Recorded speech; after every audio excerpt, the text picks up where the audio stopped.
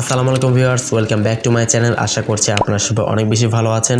দর্শক বন্ধুরা, আজকের ভিডিওতে আমরা কথাবার্তা বলার চেষ্টা করব সিম্ফনির নতুন ডিভাইস সিম্ফনি ম্যাক্স 10 স্মার্টফোনটিকে নিয়ে। মোবাইল ফোনে কিছু হাইলাইটের স্পেক যদি আপনাদের মাঝে একটু সংক্ষেপে তুলে ধরে, তাহলে ফোনটি ব্যবহার করা হয়েছে 6.56 ইঞ্চি HD+ রেজলিউশনে IPS LCD panel, Unisoc T603 একটি মোটা পরিমাণে চিপসেট, 4GB RAM এর সাথে 32GB ইন্টারনাল স্টোরেজ এবং ব্যাক সাইডে 5 মেগাপিক্সেলের ক্যামেরার সুবিধা, 5000 mAh বিশাল ব্যাটারির সাথে থাকছে 10 ওয়াট চার্জিং সুবিধা, আর থাকছে উল্লেখযোগ্য ফিচার। তো সিম্ফনি ম্যাক্স 10 স্মার্টফোন এক্স্যাক্টলি আপনার জন্য কেমন হবে, ফোনটি দিয়ে আদৌ গেমিং করা যাবে কিনা এবং স্মার্টফোনে আসলে কারা কিনবেন, সমস্ত কিছু আজকের ভিডিওতে একদম ডিটেইলে আলোচনা করার ট্রাই করব। অবশ্যই ভিডিওটি আপনারা সম্পূর্ণ ওয়াচ করবেন। ভিডিও শুরু করার আগে আপনি যদি এখনো পর্যন্ত আমাদের পরিবারের সদস্য না হয়ে থাকেন, তো সাবস্ক্রাইব করে পাশে বেল বাটনটি অল সেট করবেন এই ধরনের নিত্য নতুন ভিডিওগুলো রেগুলার পাওয়ার জন্য।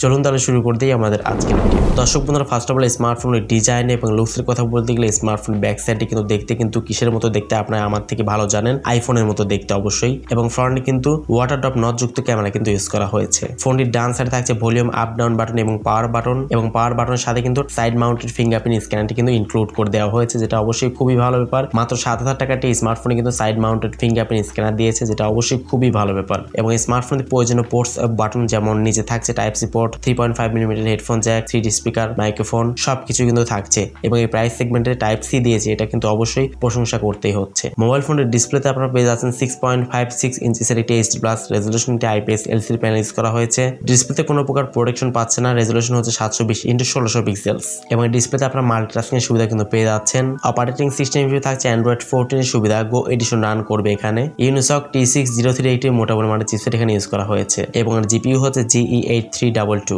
সিম্ফনি ম্যাক্স 10 স্মার্টফোনে কিন্তু আপনারা একটি RAM ভ্যারিয়েন্টে পেয়ে যাবেন, আর সেটা হচ্ছে 2GB RAM এবং 32GB internal storage. 2GB RAM এর সাথে কিন্তু আরো 2GB কিন্তু এক্সটেন্ড করতে পারবেন।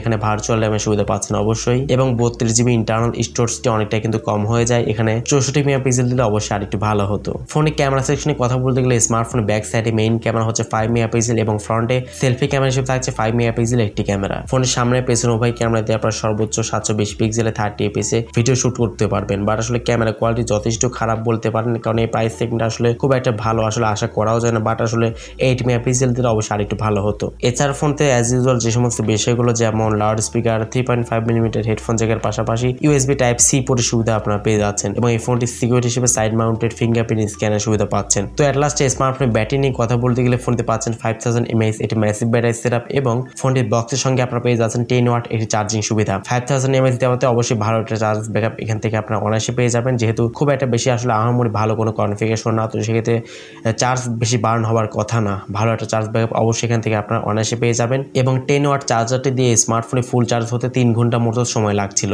দর্শক বন্ধুরা, সিম্ফনি ম্যাক্স 10 স্মার্টফোনে বর্তমান প্রাইস রাখা হয়েছে 2GB RAM এবং 32GB ইন্টারনাল স্টোরেজের প্রাইসটি রাখা হয়েছে 6999 টাকা, তো অলমোস্ট 7000 টাকা কিন্তু প্রাইস কিন্তু রাখা হয়েছে।